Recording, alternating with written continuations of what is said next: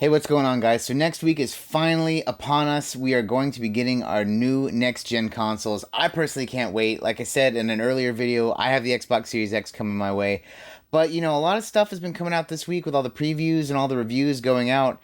And a big question a lot of people are having is memory going to be a problem for you and your console? So, hey, without further ado, let's jump into it.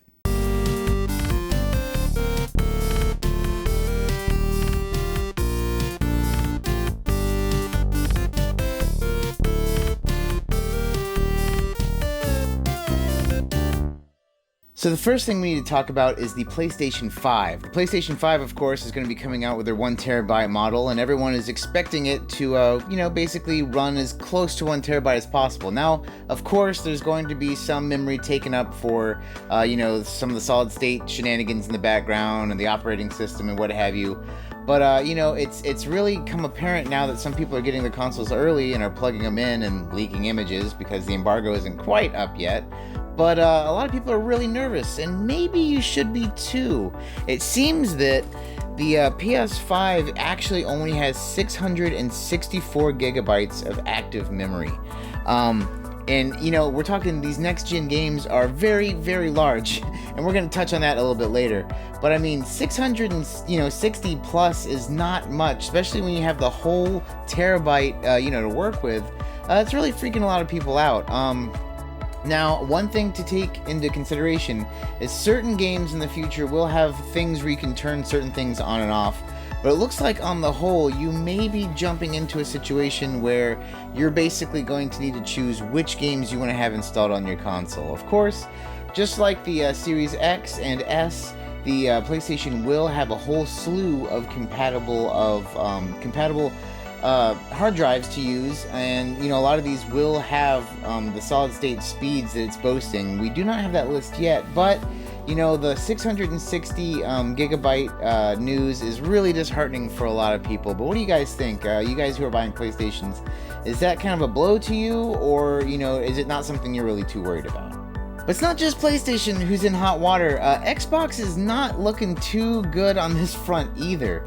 Now, first things first, let's go ahead and start with the Series X. The Series X, you have nothing to worry about. The Series X has already been reported to have 802 gigabytes of active storage where you can do what you need to do with it. The problem lies with the Xbox Series S. Now, the Xbox Series S has a 512 gigabyte hard drive. So what does that leave you as far as actual storage? Well, according to people who have gotten the Series X and gotten to mess around with it, you are only getting 364 gigs. I mean, that's basically almost half of what we were just talking about with the PS5. And as I said before, with games being, 50 gigs minimum nowadays, and then upwards of even more, that's very, very concerning for a lot of people. Now, the Series S and X does have that proprietary memory card that you can buy, but like I said before, that thing costs a couple $100. And really, that's going to bring you a little bit higher than the Series X. But at that point, since you're already spending another couple $100, you might as well just get the Series X. But hey, you Xbox guys, what do you all think about this? You guys who are getting the Xbox, A, have you gotten the X or the S? And B, if you've gotten the S, are you a little worried like the PlayStation guys might be? Let me know in the comments below. So I wanted to give you guys an example of what kind of storage problems you may be having, and a big one just came out this week, and that is the new Call of Duty that's coming out, Call of Duty Cold War. A lot of people are Call of Duty fans. I mean, it's a major game that sells huge numbers every year. So, a lot of people were concerned when the back of the box said you're going to need 250 gigs of memory. They have clarified and have told you exactly how much you need on every console, but it's still not looking too good. It looks like for the PS4, you're going to need 95 gigs of space. For the PS5, you're going to need 133 gigs of space. For the Xbox One, 93 gigs of space. And for the Xbox Series S and X, 136 gigs.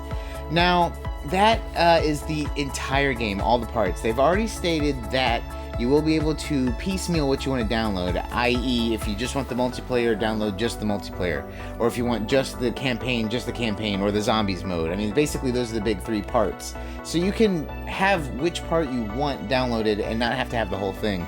But when we're talking 130 plus gigs on, now that we know that the PS5 out of the box is only 660 and the Series S is 360.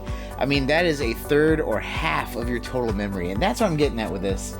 You know, it was already bad enough when we're talking 50 gig games, but when you have a major game like Call of Duty that everyone's going to go out there and buy, and it's taking potentially half of your hard drive space on a next-gen console out of the box, I mean, it's not looking too good. But you know what? What do you guys think about this? I mean, it's massive to me to know that these games are so huge and know that you're having such little memory. Like I said, I'm actually not really a Call of Duty guy, so it's not gonna bother me much, that game specifically. But I know as soon as Cyberpunk comes out, I mean, I'll definitely tell you guys what's gonna, you know, be on my hard drive. But if Call of Duty is 130 some odd gigs of space, Cyberpunk has to be, God, more than that. I mean, I don't know. But hey, what do you guys think? Let me know in the comments down below. I want to wrap up with one last thing that came out today. This is a real bummer for a lot of people who are trying to get a PS5 on launch day.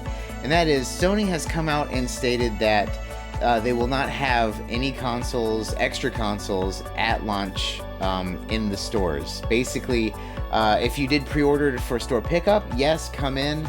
But they're stating that they don't want people, you know, to be crowding, and especially with the pandemic going on.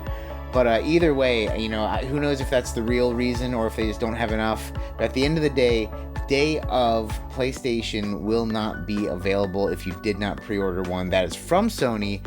Whether or not they pull it sneaky and that's true or not, you know, I can't say. But Sony did go and officially state that the day of launch, you will not be getting your console if you do not have one pre-ordered.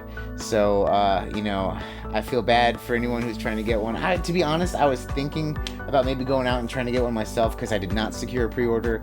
But you know, now I guess really there's no point in even trying. But hey, that brings us to where I like to ask you guys a question. So for me, like I said, I am getting the Series X. Luckily, it comes out on Tuesday, and Wednesday is a holiday for the Veterans Day. And if any of you are veterans, thank you very much. But that aside, those of you who did pre-order the next-gen consoles, be it Xbox or PlayStation, what are you going to play day one? What's your first thing going to be? Either if it's an old game that you're checking through backwards compatibility to see if it's better, or if you're thinking about getting a new game, I want to know in the comments down below. Me personally, I'm definitely going to check out a new game. I have not decided what I'm going to get yet, but I will say that the first thing I'm going to check entirely is I'm going to pop in the Master Chief Collection and check out what the new 4K quick resume. I just want to see what it looks like. I have an OLED TV, so I'm super excited. But let me know what you guys think down below. If you guys are getting a new console, what are you going to be playing right when you open it up? Hey, that's going to do it for us today, guys. Once again, thank you for tuning into the news video. If you haven't subscribed, please do. Leave me a thumbs up or a thumbs down if you feel any kind of way, and comment on any of the stories we talked about. And as always, take it easy.